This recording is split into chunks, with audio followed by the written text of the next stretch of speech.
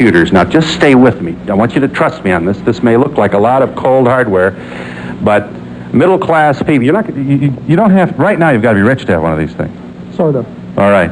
But your point is that someday this is not going to, you'll be able to have them in your home. Well, it's about like driving another automobile now, so maybe you have to be rich to drive automobiles, too. Yeah. But you do expect the price of this kind of equipment to go down, don't you? Oh, absolutely. Donald Bitzer, Ph.D., Director of Computer-Based Education Research Lab at the University of Illinois at Urbana. Okay, give us just some example. Let's try some of the educational tools. You want to try some of that, please? Please do, yeah, if you can. Okay. We're going to turn the lights out here in the studio, and we want to give you an idea of how this computer works. Fancy this now as a instrument to assist, say, grammar school kids with lessons. Just, all right, what's going on here? Okay, now the first thing we're going to do is that we discovered that you needed graphics for teaching young children as well as older people. All right. And, excuse me, that says loading picture. Just a minute, please. All right, we'll wait for you. Okay, right. Now what that's saying is it needs some characters that aren't on the screen. In this case, it's going to be some characters of little animals and things, but typically it might be a Cyrillic alphabet for teaching Russian, things that you need to teach some special types of material. All right. Now it's loaded our terminal with those, and these can be used just like any other character or A, B, C, D, or anything else. All right, let's get a little closer, Tex, if we could. I want to make sure they see this at home. I want to make sure you can see the... All right, now watch what happens. Now, does everybody... Can you see that? Do you see what that is? All right, watch what happens. You got that? Apple. Isn't that terrific? Now watch this. What is it? There's, well, that's so small. All right, we all can see that. Can you see this one right here? Get in a little closer if you would, Tex. All right, watch this. Moon. Turtle. Can you imagine being 6 and doing this, or 3? You've got to get one for your home. Listen, we're going to give it, all right. Tree. All right, give me some other, I'm fascinated with this. All right, give me another display if we could, or something, another application. Okay, well, let me give you an example. This sounds like a human, you notice, yeah, instead of a computer. That's because it is one.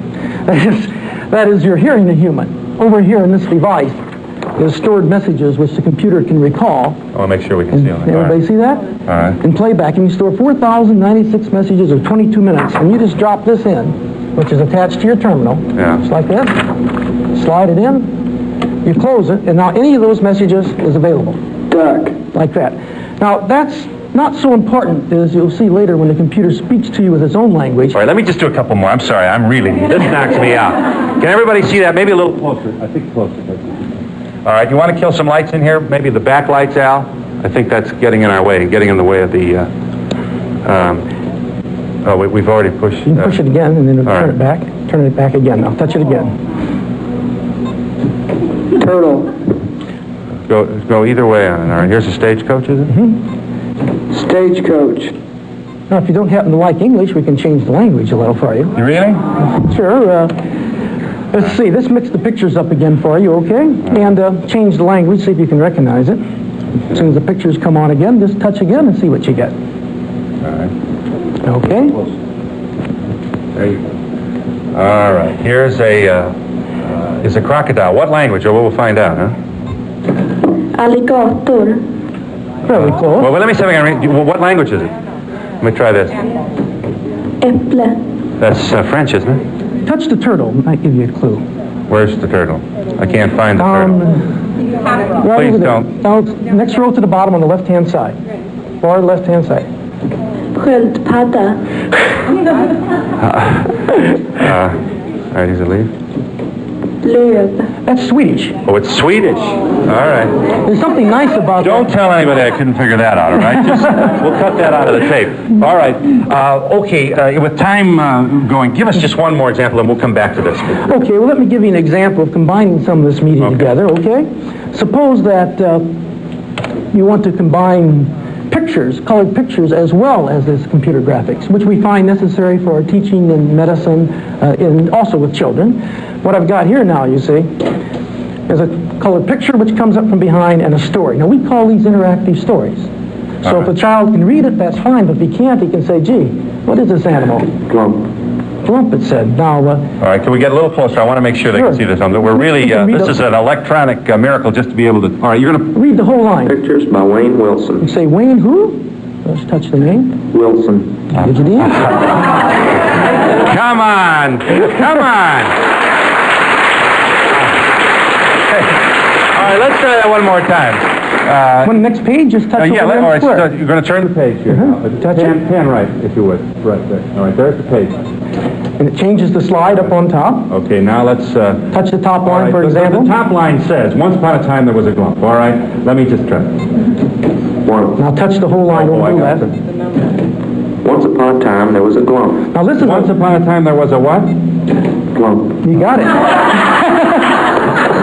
All right, now let's see. Now look, all right. He looked like a bush made out of hair. Now watch this. He looked like a brush made out of That hair. didn't sound like bush, did it? Sound like brush. Just touch the word. Bush. That's better. You got it straightened out. Why don't you go to the... You mean the computer errors too, huh? All right. Okay. No, I knew all right. it. Okay, the story continues. Right. This is a story about a poor little glump, and he has a problem. I'll go on. Namely, that his problem is that the...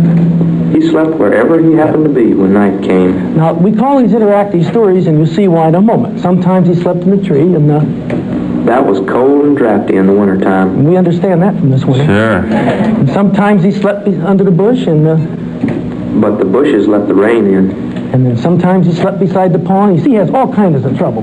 Then the mosquitoes bit him. Now, actually, there's no trouble with the tail. What do you think he needs? A tie, a boat, or a house? He needs a house. Oh, come on. All right, a tie. He needs a tie. Or a boat, sure. So the computer, you see, takes off in that direction. So the glump bought a new tie. Wow. Groovy. You look groovy. So the child isn't right or wrong, you see. He Oh, can okay, now control wait a the minute. story. Go back. What if I choose something else? Well, Can you go back? Can you reverse the page? You mean you want to go back to the choices again? Yeah. All right. What do you want? A boat? Listen, we got this audience totally involved. Can you imagine?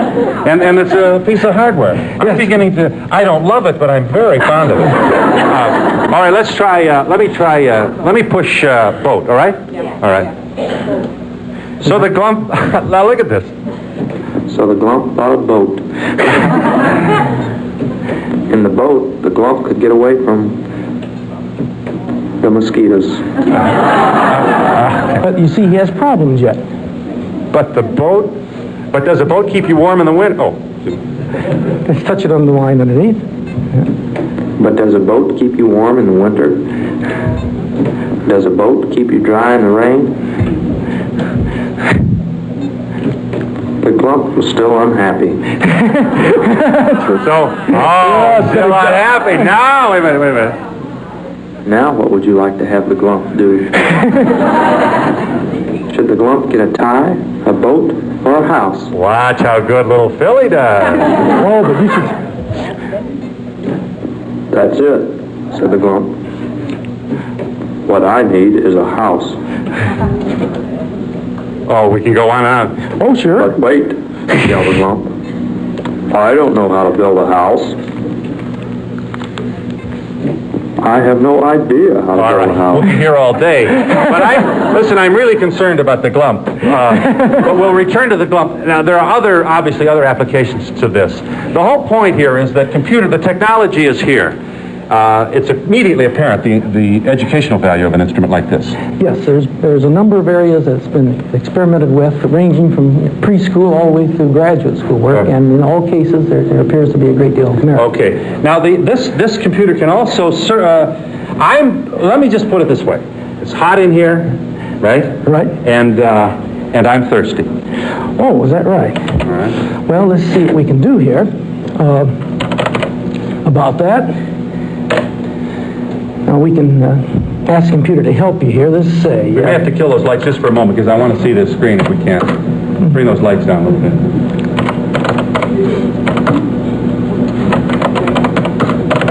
What is it saying here now? What do you have to say for yourself? A-Rock answers, bring Phil some water. Well, now what I want to do is... let the Hey, Rod. Bring Phil some water. Now, that's the computer speaking.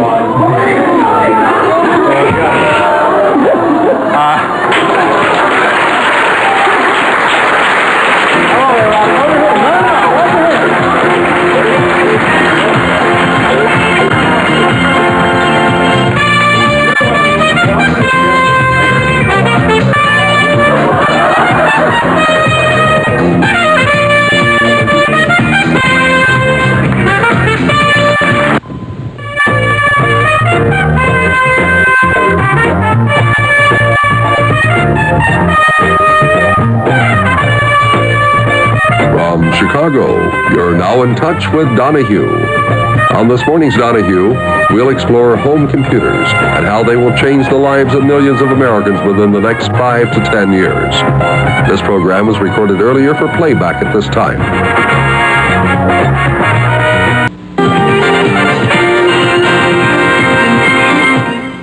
Ladies and gentlemen, I want this time to introduce one of the most controversial guests we've ever had in the history of our show. Would you welcome once again A-Rock, please? Make him feel welcome.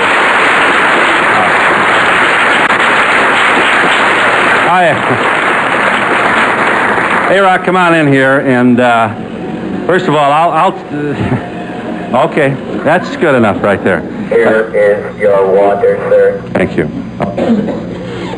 Thank you very much. A-Rock. You're welcome. You're welcome, too. Yeah. A-Rock, I'm amazed at your ability. Is that... Just hamming it up a bit. You're just hamming it up again, yes. We're used to that here on our show. Have you thought about maybe getting your own talk show? No, sir. Oh, that's encouraging. Anybody have any questions for A-Rock? What'd you like to... excuse me, just a moment. Here. Wait a minute. Move, A-Rock. A-Rock, do you do Windows? Boy, that's a tough one. I'm still a little clumsy. Oh, you're a little clumsy, so you don't want to risk being outside on the ladder with the window. All right. Right. Anybody else? Excuse me. Wait a minute. I got... Oh, I pulled it. No, the mic is dead. Would Wonderful. you like to use Where's well, A-Rock, our mic went dead. How's that? Now we're on? A-Rock, I'm sorry, our mic went dead. It's just another example of here in the finite world of human beings, errors happen, mistakes are made, and sometimes hardware doesn't work. Does that ever happen with you? Oh, yes. Once in a while, I blow a transistor or two. You blow a transistor or two? All right. Yes. A lady in the audience wanted to know if you did Windows. I don't think the folks at home heard us. No, I am too clumsy at this point. Oh, all right. We have some more questions for you. You're not in a hurry, are you? No, sir. All right, I'll be right back. Yes. Excuse me. Yes, ma'am. Does he mow lawns? A-Rock, wait a minute. A-Rock, do you mow lawns? No. You No, don't? I cannot, but I do the vacuuming around the house, take the dog for a walk, take out the garbage, and bring in the mail. Can you imagine I'm doing a whole show with a... Yeah. Does he date? Do you date A-Rock? Don't get nervous now. All right. What was the question? Do you date? Do you have a relationship? No, but I like pretty girls. All right. Yes. Do you have to have a person operating you all the time, or can you buy the house and leave you alone to do all the work? Well, not exactly. I can be programmed also. I have a memory tape. I see. What? You could set something at 8 o'clock in the morning, and at 5 o'clock at night it would be all done when you come back. No, we're not that far advanced yet. Okay. We thank you for your honesty, A-Rock. We'd like you to introduce now a very close friend of yours, Ben Scora. Would you welcome him, please? Ben, you can remain seated right there in front of us. Here's how it works. Would you like to try working it? I could go up there with you. Okay, well, I want to set it up first. I'm afraid it would take too much time for me to switch seats with you here. But first, explain to me, you are an electronic enthusiast. That's your... Right. And your interest is a hobby? Sort of. I'm a psychotherapist. I do hypnosis, and...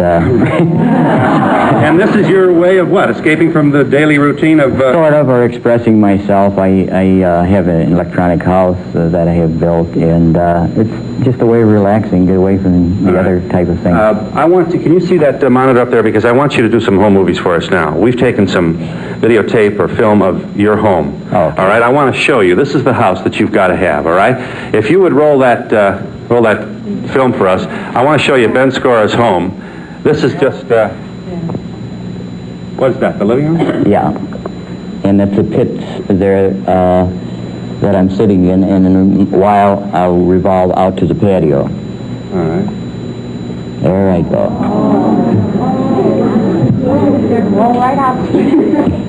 So who? If you don't like your guest, you just push the button.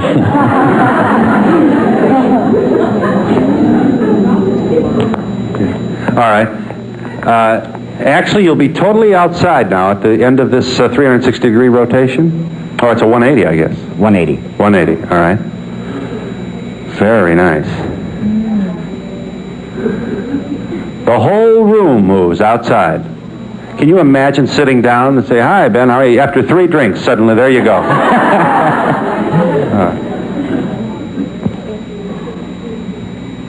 All right, now you're outside, huh? Yeah, right. Mm-hmm. Okay. And you installed this yourself? Yes, I did. Mm-hmm. You like it? You like it? Now what's this, Ben? What's this? Oh, that's the bar coming out of the wall. All of these things are operated by touch tone. At that point, I picked up the telephone and made all of these things operate by telephone. Using the telephone, you meant? Oh, now is this a light? This is the light that follows you, does it? Yes, it does. In other words, anywhere you go in the room and sit down, the light will be there. Yes. All right, now we're going to go to the kitchen after... I'm in the process of building the kitchen, so there is the... Now, the cabinet above there is a retractable cabinet. It's coming down at this point, so you don't have to reach up for things. And it's all electronically operated. Yeah. And next you'll see one of the walls open up into a storage area, and this is the wall here.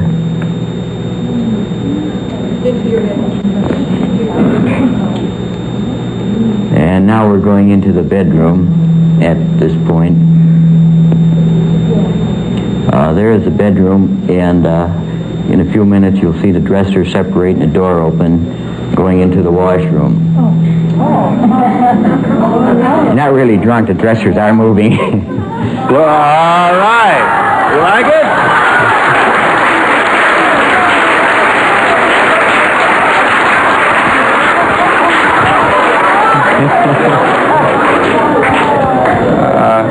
All right.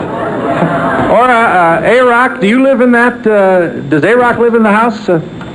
Yes, sir. He made me to push the push button. Oh, I see. You go around and push. Can you imagine? I think he's lazy. He's lazy. I see. Can you imagine a power failure in that place? All right. Now, I know, anybody with a question for... Ben Scora is responsible for A-Rock. We've already established that. A-Rock, spelled backwards, is Scora without the S. Okay, that explains the... Yes. Yes, ma'am. You want to stand? Yes, I would like to know if it's practical for a family with small children to have a computer or a robot. Yeah. You know. What do you... maybe you better handle that. I can answer through him. No, it's not practical at this time. It isn't practical? No. All right. Why? It would be a little too dangerous because he does weigh 275 pounds, and if he pinned somebody up against the wall, they'd know it. Right. All right. Okay, wait a minute. A-Rock, can I get by here? Do you mind? I mean, it is my show. Certainly. If you'll be just good enough to... Oh, all right. No, I want to go this way, so maybe you better come over here, A-Rock. Do you want to just kind of walk over there for me, if you will? All right, thank you very much. Far be it for me to ask you to move if it wasn't important. Yes. Want to stand?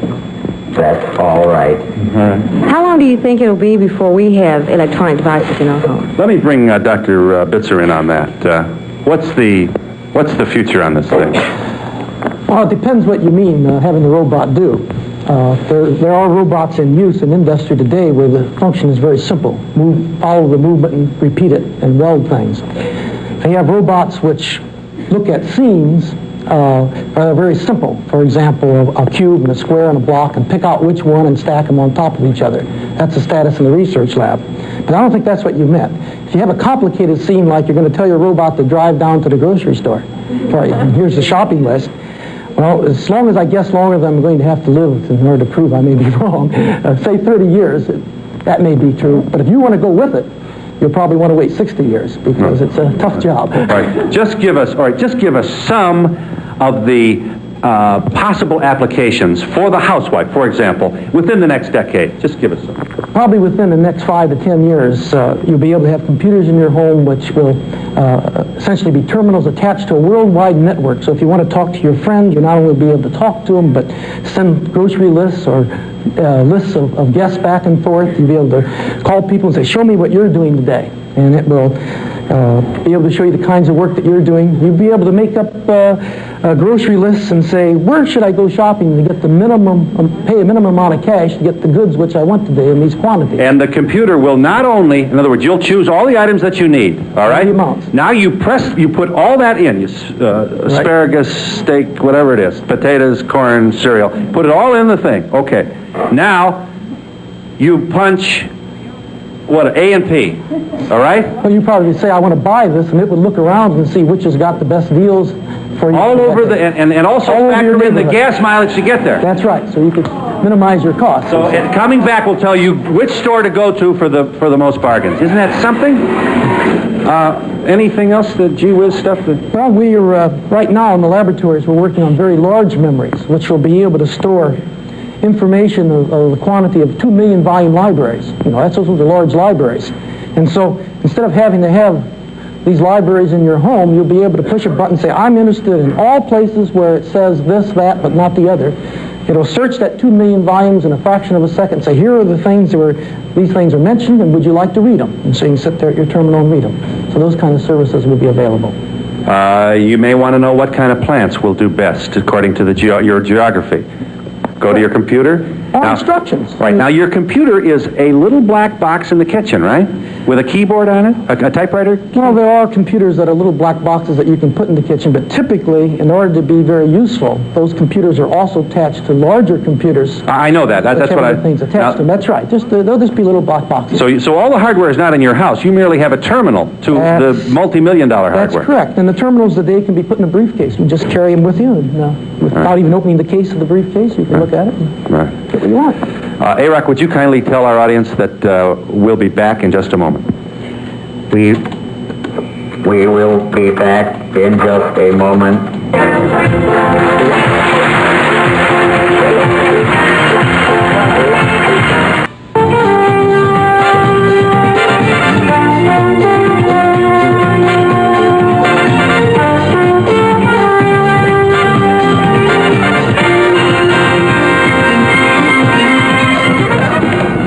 We're talking about the computer application, computer technology, how close we are, how far away, when it's going to happen, and as we've seen on the show, it's already here. All right, we're back. Dr. Bitzer. I'd like to know how much this is going to cost to put one of these in your home. Well, today it costs, if you could get it by the hour, would be about $2 per hour of use that you were connected, providing you live close enough to the computer that you didn't have to pay a long-distance phone line. But my guess is that in the future you'll be able to buy a terminal that will do what you want for somewhere like $1,000, and we're talking about 5 to 10 years. And for 15 or 20 cents an hour, be able to go in and get entertainment or learn a foreign language before you go to another country, all these kinds of things. It should be relatively inexpensive, less expensive than going somewhere else. Yes. I have a 12-and-a-half-year-old son who's very into computers, and he's now saving his money diligently to buy the pet computer, and that's one company. Do you think it's a wise investment for $600 or $800? He loves the idea. He loves the idea of it, and he knows how to program things. Well, I think that I don't think that for what you would call naive users of computers that those would be too helpful, because you have to be very clever to make them do useful things at this stage. However, if your interest is in computers and you're interested in learning about computers rather than being a user, then computers of that type, I think, can be of value and will help give computer literacy to our children. Is it possible that in the near future we'll be able to use computers in shopping centers or commercially located areas? For what purpose? Well, you mean I see, rent them, go in and just, I see, yeah. Yes, I think so. There are a number of shopping centers at the present time who are, in fact, renting this kind of service and making it available for instruction for students as well as for game playing. Now, won't I also be able, to a computer, go to the computer in my kitchen or wherever it happens to be, program it, and get my check balance? or someone else go in and... Well, that's what I wondered about. Is there a privacy problem here? Well, privacy, there are two aspects of the privacy problem which make life difficult. One is it demands that you keep from other people the secrets which you're supposed to keep from them, but there's also a companion law that insists that you tell people things that they have the right to know. And of course the problem is keeping those two separate, that you don't tell the wrong things or the right things to the wrong people. All right. Can we have, we better move in here. Let's try one more, we're going to have to get the camera in here. And tell me what you're planning to do. Okay, what we're going to do here is, the question frequently comes up is, can computers think? Or can computers understand? Yeah. In fact, when we program, when most people program the system here, the PLATO system, they put in concepts rather than answers. So the computer can actually deal with a concept even though it may be a particular problem that you brought up that it has never seen before, or the programmer. Okay. And when you do that in the math and science areas, people say, well, sure, that's all very precise. Now what I'm going to do... Make a sentence. Touch the words you want, then press next. Now we're going to be... From, to, over, the, rabbit, car, tree, boy, dog, house, cat, girl, carries, walks, runs, jumps, erase, help available, next. All right. Now we can write sentences and the computer will try to analyze these sentences and make up a play on our screen. So if you watch the screen, you should be able to see what you wrote, even if it's sort of nonsense. All right. So we write something like this. Oh, let's see if I can find a sentence here, something like this. Car, runs, over, the, Well, let's see here. girl, from, the, rabbit, to, the, tree, house. Now, that's a fairly complicated sentence. Well, the car runs over the girl from the rabbit to the treehouse. Right. All right. That's like this. The car runs over the girl from the rabbit to the tree house. And there you see. Holy cow, look at that. Isn't that incredible? An actual animated visual display of the sentence that you created, however discombobulated, huh? That's correct. Now, it may not make sense. That is, you could write a sentence that may not make sense to you, but it might make sense to the person who wrote it. You might say, tree, jumped, over, the, dog. now somebody may Wait a have... minute. Okay, the sentence. I just want to get a little tighter in here if we can. Oh, I shouldn't have touched that. It's all right. We'll forgive The you. tree jumps over the dog. All right, now let's do it. Watch now. The tree jumps over the dog.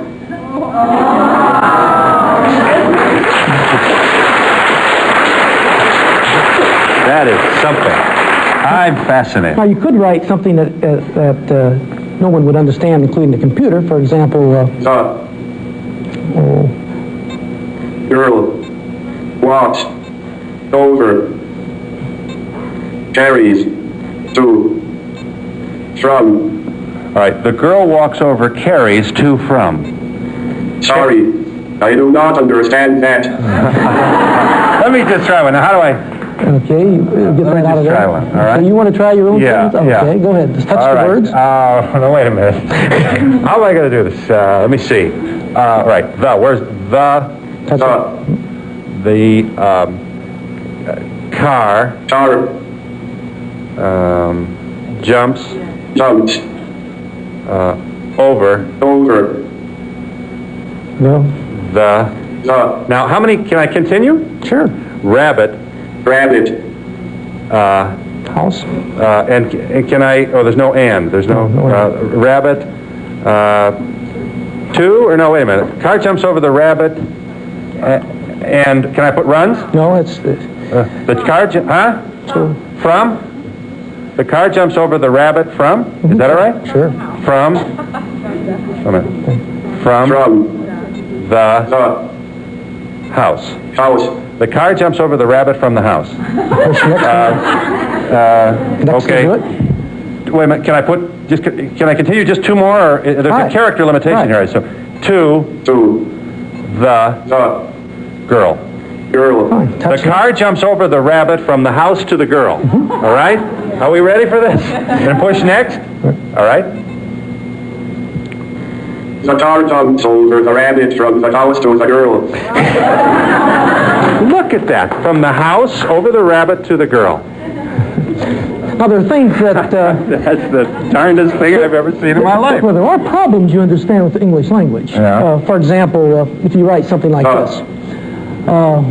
Let's see, let's take this one. The Boy runs to the cat. This is an adult program? Yeah. Well, you see, you can confuse things. The boy runs to the cat. Now, you're going to give me an X-rated program. Oh, all right. Now, okay, but now just to show you that... That's got it. The boy runs to the cat house. You see, we lost a little in the translation. Yeah. Boy, that's the problem.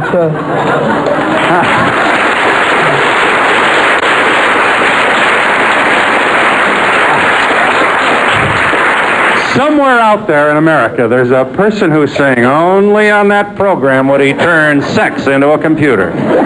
We'll be back in just a moment.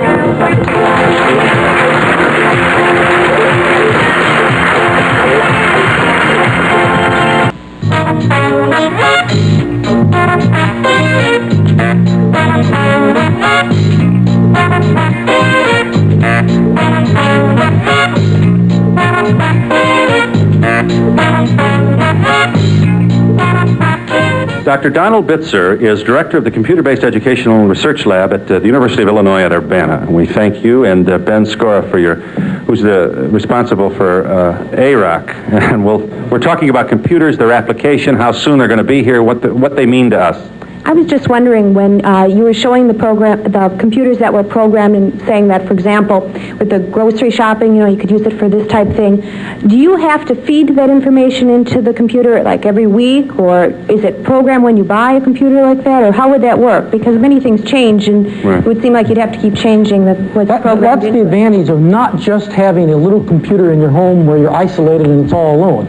When you have a network of computers, you would have the network which would furnish that service. They would do the programming of the information, and then everybody would have access to that same amount of information without having to do it themselves. We have 3,000 people today that feed information into our system, and they generate a lot of information. I would think that the kids are awfully lazy now. Some of them are not reading at third grade level when they're in seventh grade. Yes. That this computerized business is going to make them even lazier, and I can't see how it looks like a lot of fun and games. I'd probably enjoy it more than the kids because I've already been to school. But it's okay if they enjoy it, isn't it? Well, yeah, but geez, with this television and this, that, and the other thing, You want them to suffer a little, huh? Heck no, I remember being a kid too and wanting to have fun. Yeah, but the point is, though, if it's fun, isn't it going to be more useful and more instructive? I can't really see that, I can't see that it's doing anything except for funsy games for adults, more or less. Don't you think direct contact with teacher, student, businesses? Well, this is not going to replace teachers, huh? Oh, this is so not. I'm a teacher. No, on the contrary, it's an aid to the teachers. You see, the problem with teaching today is that we can't get the job done. You pointed it out in your question. And we need help for the teacher, just like we've given people in industry help with machines to produce more. And so the idea of the computer is to give the teacher help. And if you don't think the students work while they're at the terminal, contrary to watching something which is passive, they have to sit there constantly and do a great deal of work, interacting with the computer. It's not a passive function, and they work very hard, and they concentrate very hard. You can walk into a computerized classroom, you have to shake them to get their attention. Yeah. What? Has this been tested in any classroom situation? Oh, yes. We run in about 185 classrooms right now around the country. Are the students doing better? Are the students doing better? And they never do worse. They seem to do as equal or better. And in some cases, in the elementary math areas, they can show gains that are almost twice as large as those in the ordinary classroom. Yeah. That is, you can gain 2 years for every 1 year. Very little time. On a more practical basis in your household, can a computer aid in the preparation of meals? Can a computer aid in the preparation of meals? Well, you can attach anything you want into the back of your terminal. You can build it, buy it, whatever you wish, and if you want to write a program that you will trust to the computer to run that device, that's fine. In the wrong hands, could A-Rock be dangerous? Could somebody come program him to do bodily harm or rob a bank? So Will A-Rock's father please stand and answer this question? Ben Scora, responsible for A-Rock. This better be good, too, Ben. We're looking at you. I made a statement before that it would be a little dangerous. Is that mic on? Is Ben's mic? Can we turn the mic on? Go ahead, Ben. Try it again. I made a statement before that it would be a little dangerous to have A-Rock around small children. Not working. Well, this is good. This is one of those shows, A-Rock. I have no idea why we've lost two mics in one show, but you have a question. Or you had an answer for her question. I made a statement before that it would be a little dangerous to have a big machine like that around the house because of his weight, and if they did push the wrong buttons. He does have safety devices on him, but not total. I do have a small robot now that I'm almost completed with that does have a microprocessor and a type of equipment that he's working with, and he will have more in the artificial intelligence area. Artificial? Where he will be able to think for himself. All right. Okay. Yes. I'm a teacher, and I've seen some abuse with instruments of less sophisticated value. Yes. And I'd like to know where teachers can learn how to successfully use them. Where do you take courses for this? Because I don't know of too many colleges that offer a big program. Yes, some of the larger universities now offer courses in education on how to use educational technology such as computers in their classrooms. There is no substitute, of course, for being in a real classroom with some computers to understand what the problems and prospects are with such devices. And as these things get less expensive, more and more classrooms will have this option, and the teachers in the classrooms will have chances to use these kinds of devices. But it seems to take a lot of people to supervise. I'm talking elementary, primary level. With cassettes, and so they don't break the equipment because they abuse it. They're so little. That's the reason it's nice to have it all under computer control, so that the slides and all the devices are not being managed by humans, but instead being managed by computers. Yes. How long will it... It is time for a break. Oh. It's time for a break. We'll be back in just a moment. Thank you, A-Rock.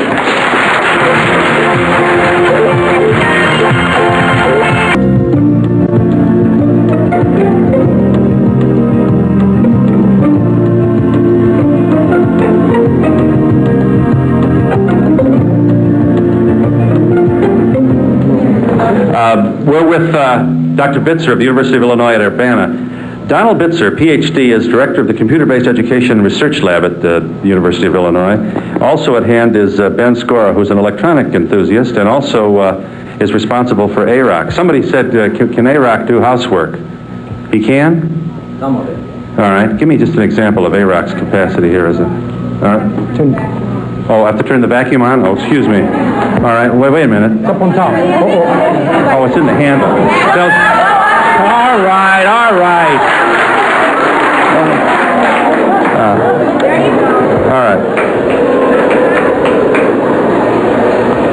Look at that. What do you think? Watch it.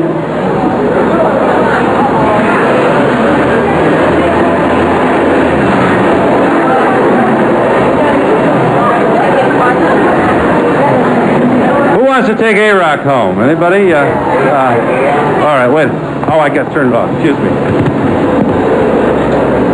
Gee, the vacuum cleaner I have at home is down here, see, and that's the reason. Huh? What? I'll bet, he said. Okay, we're going to get you. You got 1,000 questions. All right, let me take a couple of these because they're really... Yes, ma'am. You want to stay on this? Better stay there, Tex, because we're going to get back. Do you have to spend your time operating the robot so you're not free to do something else? No, he can be... No, but there's no mic over there. Yeah, go ahead. Yeah. No, he can be programmed to do these things, so you don't have to attend him with this. The only time I use this is when I send him out with the dog, because even the computer don't know when a dog has to or doesn't, you know? I see. All right. Yes, ma'am. You want to stand? Good. I'm interested in that house. I'm curious how it's powered and if there's a backup system. Yeah, is it powered, and have you ever blown a fuse at that place? You have what? We have a standby power plant that if anything fails, it goes automatically onto standby. All right, but you must consume a lot of electricity. The bills are high. All right. Just let me give you... It's my luck that he has no microphone, so I'm losing weight trying to get back and forth with... Let me try this here. I just want to show you one more application of this unit here, Dr. Spitzer. Yes, well, you asked what can it do, say, in the fine and applied arts area where you don't normally think of computers helping you out. In the teaching of music, it became important that the computer be able to play music which you put together. So, for example...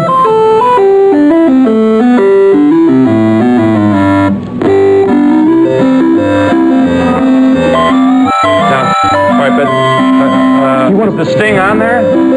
Or the entertainer? Oh, is it alphabetical? No. All right. Would you like another one? Yeah. What would you like to play? While we're playing it, why don't we do the following? It would be awfully nice if at the same time we heard the music, if we could also see it.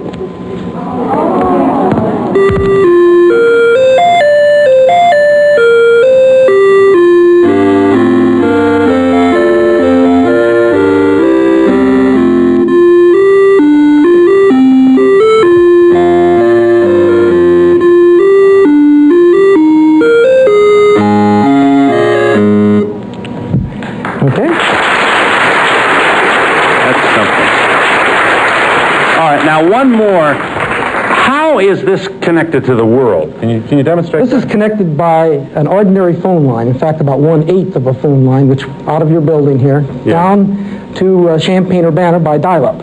Okay. And it's then all the lines which come in, which number like 1,100 phone lines, are now connected together so you can virtually contact anywhere in the world and see what they're doing. All right. Can we do that? Oh, sure. If we'd like to try one, to see if I can find someone who would be willing to talk. I see I got some electronic mail service, but I don't want to read my mail on the air, so we'll skip by that. But let me see if I can call someone by saying I want to talk, and this will be... Oh, someone just called me, but we'll ignore it. If I can. All right. They're still calling me here. Let me just say I refuse to talk to them. I'm going to say reject. And I just told them too bad. Busy.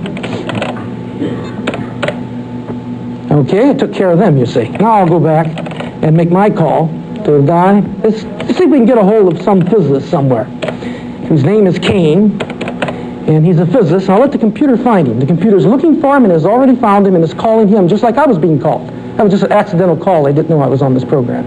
It says, oh, and it told him who I was in case he wanted to reject the call. All right, hi, Dr. Bitzer, it says. Hi, I better tell him right away, running live on TV. Yeah, that's right. You better let him know we're on the tube. You connect and show something like a grade book, since there might be some teachers interested in how things are kept. All right, and how do we know where he is? We don't. He may be in a phone booth. Sure, as long as he's online somewhere, we can ask him. You are now in monitor mode. Which means, you see, I'm not running this terminal anymore. We are looking at what is on his terminal. Now, why do we want to do this? Well, suppose your student's 2,000 miles away from you and needs help. You say, I've got to look over his shoulder to help him, like walking down the aisle in the classroom. Well, we are now looking, he says, we're now looking at the terminal, which is not here, but the terminal's here, but the data, which is coming out of another place in the world. And being displayed for us. And being displayed for us. And I've asked him if he would show us the distribution. The question came up on grades in classrooms, the distribution of grades in a physics class. I can't show this data. It's not mine. It's not my privilege. Only he can show it. And here you see the computer's gone through, taken the record books, and is plotting the data. And I hope it doesn't put any names on it. Before we break, we don't want to know who's doing this. Right. Now, this is the graph readout of the grade scores of a certain class. That is what is on his screen, and that's what he is doing at this moment somewhere else in the world. Ask him where he is. Okay. Can you do that? Sure, I can talk to him at the same time. I hope so. Let's see. Where are you now? Let's see what he says. And he can talk to the... In the physics, PLATO... Class. He's teaching class. We won't bear not... Classroom in Urbana. Yeah, well, we don't want to disturb him too long. Okay, well, thank you for the... Okay, let me just say, thank you for your help. Bye for now. And we push one button, and you see what we're doing now is we're back where we were before, ready to read my electronic mail. Now, your point here is that all of us will have this capability at some time in the future. Yes, and that's not so far off. We're talking about maybe 1 million terminals by 1985 in the homes. We'll be back in just a moment.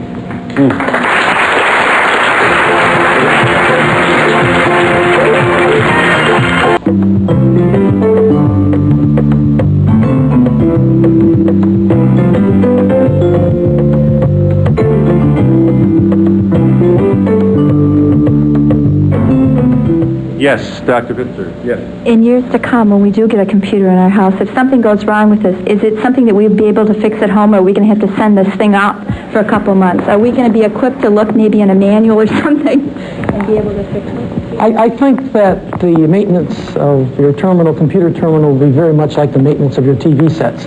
Some of us are brave enough to try, other of us rather take it in. But I would hope that the reliability would be equal or better than the present TV sets. In your estimation, how many various functions will this home computer have? It will be limited probably by the imagination of the users who contribute to new functions as well as use old functions. And that's really our job, is to make sure that it's not technology that limits what we do, but instead it's the imagination of the users. And let's hope that the people who use them for the betterment of everybody. And let's hope also that it doesn't draw another barrier between us and communicating with each other. We hope it improves it. Thanks very much, Ben, and thank you, Dr. Bitzer. I really please convey our thanks to everybody at the University of Illinois at Urbana. I'm glad you were with us, and I hope you have a nice day. Goodbye, everybody. Goodbye, A-Rock.